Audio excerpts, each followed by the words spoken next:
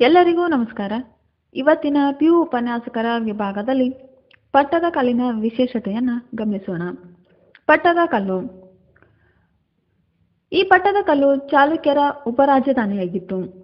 ವಿಶ್ವಸಂಸ್ಥೆಯು 1987ರಲ್ಲಿ ಪಟ್ಟದ ಕಲ್ಲನ್ನು ವಿಶ್ವ ಪರಂಪರೆಯ ತಾಣವನ್ನಾಗಿ ಘೋಷಿಸಿತು. ಈ ಪಟ್ಟದ ಕಲ್ಲನ್ನು ಹಿಂದೂ ದೇವಾಲಯಗಳ ಶಿಲ್ಪಕಲೆಯ ಪ್ರಪ್ರಥಮ ಪ್ರಯೋಗಶಾಲೆ ಅಂತಲೂ ಕೂಡ ಕರೆಯುತ್ತಾರೆ.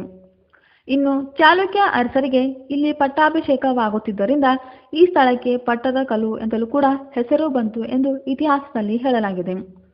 ಕ್ರಿಸ್ತಶಕ 150ರಷ್ಟು ಹಿಂದೆಯೇ ಇತಿಹಾಸದಲ್ಲಿ ಪಟ್ಟದ ಕಲ್ಲಿನ ಪ್ರಸ್ತಾಪವಿತ್ತೆಂದು ಹೇಳಲಾಗಿದೆ.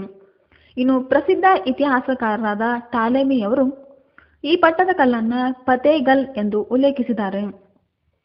ಪ್ರಾಚೀನ ಕಾಲದಲ್ಲಿ ಪಟ್ಟದ ಕಲ್ಲಿಗೆ ಪಟ್ಟದ ಕಲ್ಲು, ಪಟ್ಟಕಾಕಲು ಮತ್ತು ರಾಕ್ಷಪುರ ಎಂಬ ನಾನಾ ಹೆಸರುಗಳಿಂದ ಕರೀತಾ ಇದ್ರು. ಇಂದು ಪಟ್ಟದ ಕಲ್ಲು ಬಾಗಲಕೋಟೆ ಜಿಲ್ಲೆಯ ಮಲಪ್ರಭಾ ನದಿಯ ಪಶ್ಚಿಮ ತೀರದಲ್ಲಿ ಕಂಡುಬರುವಂಥದ್ದು. ಇನ್ನು ಯುನೆಸ್ಕೋ ತನ್ನ ವಿಶ್ವ ಪರಂಪರಾ ತಾಣ ಪಟ್ಟಿಯಲ್ಲಿ ಪಟ್ಟದ ಕಲ್ಲನ್ನು ಈ ರೀತಿಯಾಗಿ ವರ್ಣಿಸಿದೆ. ಉತ್ತರ ಮತ್ತು ದಕ್ಷಿಣ ಭಾರತದ ವಾಸ್ತುಶಿಲ್ಪ ರೂಪಗಳ ಒಂದು ಸಾಮರಸ್ಯ ಮಿಶ್ರಣವೇ ಈ ಪಟ್ಟದ ಕಲ್ಲು ಎಂದು ಹೇಳಲಾಗಿದೆ. ಜೊತೆಗೆ ವಾಸ್ತುಶಿಲ್ಪದ ಸಾರ ಸಂಗ್ರಹ ಕಲೆ ಎಂತಲೂ ಕೂಡ ವರ್ಣಿಸಲಾಗಿದೆ. ಈ ಪಟ್ಟದ ಕಲ್ಲಿನಲ್ಲಿ ವಿಜಯಾದಿತ್ಯ ಮತ್ತು 2ನೇ ವಿಕ್ರಮಾದಿತ್ಯರ ಕಾಲದಲ್ಲಿ ನಿರ್ಮಾಣವಾದಂತಹ ಸುಮಾರು 10 ದೇವಾಲಯಗಳು ಕಂಡುಬಂದಿವೆ.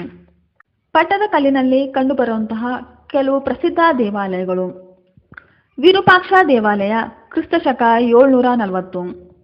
ಈ ವಿರೂಪಾಕ್ಷ ದೇವಾಲಯವನ್ನು ಲೋಕೇಶ್ವರ ದೇವಾಲಯ ಅಂತಲೂ ಕೂಡ ಕರೆಯುತ್ತಾರೆ. ಪಟ್ಟದ ಕಲ್ಲಿನ ದೇವಾಲಯಗಳಲ್ಲಿ ಇದು ಅತ್ಯಂತ ದೊಡ್ಡದಾದ ದೇವಾಲಯ. ಪೂರ್ವಕ್ಕೆ ಮುಖ ಮಾಡಿರುವ ಈ ದೇವಾಲಯವು ಸುಮಾರು 224 ಅಡಿ ಉದ್ದ ಹಾಗೂ 105 ಅಡಿ ಅಗಲವನ್ನು ಹೊಂದಿರುವಂಥದ್ದು. ಈ ದೇವಾಲಯವನ್ನು 2ನೇ ವಿಕ್ರಮಾದಿತ್ಯನ ರಾಣಿ ಲೋಕಮಹಾದೇವಿಯು ತನ್ನ ಪತಿ ಪಲ್ಲವರ ಮೇಲೆ ವಿಜಯ ಸಾಧಿಸಿದ ನೆನಪಿಗಾಗಿ ಈ ದೇವಾಲಯವನ್ನು ನಿರ್ಮಾಣ ಮಾಡಿದ್ಲು. ಈ ದೇವಾಲಯವು ಪ್ರಮುಖವಾಗಿ ದ್ರಾವಿಡ ಶೈಲಿಯಲ್ಲೂ ಕಂಡುಬಂದಿದ್ದು, ಈ ದೇವಾಲಯವನ್ನು ನಿರ್ಮಿಸಿದ ಪ್ರಮುಖ ಶಿಲ್ಪಿಗಳು ಎಂದರೆ ಸರ್ವಸಿದ್ಧಿ ಮತ್ತು ಗುಂಡಾಚಾರಿಗಳು. ಈ ವಿರೂಪಾಕ್ಷ ದೇವಾಲಯವು ನಂದಿ ಮಂಟಪ, ಮುಖಮಂಟಪ, ಮಹಾಮಂಟಪ, ಸುಖಾಸೀನ, ಗರ್ಭಗೃಹ ಎಂಬ ಪ್ರಮುಖ ಭಾಗಗಳಿಂದ ಕೂಡಿದೆ. ಕಲಾ ವಿಮರ್ಶಕರಾದ ಪರ್ಸಿ ಬ್ರೌನ್ ಅವರು ವಿರೂಪಾಕ್ಷ ದೇವಾಲಯವನ್ನು ದ್ರಾವಿಡ ವಾಸ್ತುಶಿಲ್ಪದ ಅತ್ಯುತ್ತಮ ಕೃತಿ ಎಂದು ಕರೆದಿದ್ದಾರೆ. ಈ ದೇವಾಲಯವು ದ್ರಾವಿಡ ಶೈಲಿಯ ಶಿಖರವನ್ನು ಹೊಂದಿದ್ದು, ದೇವಾಲಯದ ಹೊರಗೋಡೆಯ ಮೇಲೆ ರಾಮಾಯಣ ಹಾಗೂ ಮಹಾಭಾರತದ ಸುಂದರ ದೃಶ್ಯಗಳನ್ನು ಕೆತ್ತಲಾಗಿದೆ. ಮಲ್ಲಿಕಾರ್ಜುನ ದೇವಾಲಯ, ಕ್ರಿಸ್ತಶಕ 733ರಿಂದ 744. ಈ ಮಲ್ಲಿಕಾರ್ಜುನ ದೇವಾಲಯವು ಒಂದು ಶೈವ ದೇವಾಲಯವಾಗಿದ್ದು, ಇದನ್ನು ತ್ರೈಲೋಕೇಶ್ವರ ದೇವಾಲಯ ಅಂತಲೂ ಕೂಡ ಕರೆಯುತ್ತಾರೆ. ಈ ದೇವಾಲಯವನ್ನು 2ನೇ ವಿಕ್ರಮಾದಿತ್ಯನ ರಾಣಿ ತ್ರೈಲೋಕ್ಯ ಮಹಾದೇವಿಯು ನಿರ್ಮಾಣ ಮಾಡಿದ್ಲು.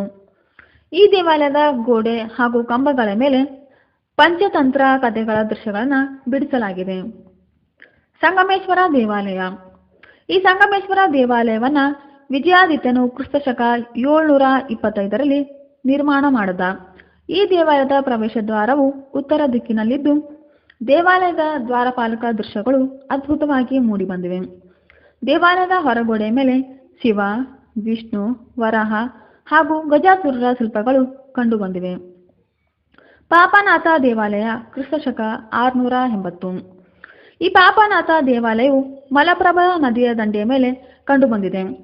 ಪೂರ್ವಕ್ಕೆ ಮುಖ ಮಾಡಿರುವ ಈ ದೇವಾಲಯವು 80 ಅಡಿ ಉದ್ದಳತೆಯನ್ನು ಹೊಂದಿದೆ.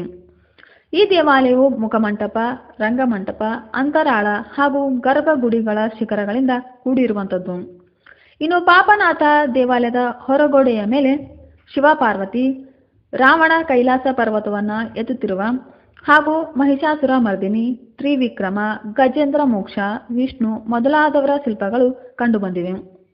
ಈ ಪಾಪನಾಥ ದೇವಾಲಯದ ಪ್ರಮುಖ ಶಿಲ್ಪಿ ರೇವಡಿ ಓವಜ. ಈತ ತಮಿಳುನಾಡಿನವನಾಗಿದ್ದನೆಂದು ಹೇಳಲಾಗಿದೆ. ಗಳಗನಾಥ ಗುಡಿ, ಕ್ರಿಸ್ತಶಕ 750. ಈ ದೇವಾಲಯವು ನಾಗರ ಶೈಲಿಯ ಶಿಖರವನ್ನು ಹೊಂದಿದ್ದು, ಅದರ ಕೆಳಗೆ ಕಳಶ ಕಂಡುಬಂದಿದೆ.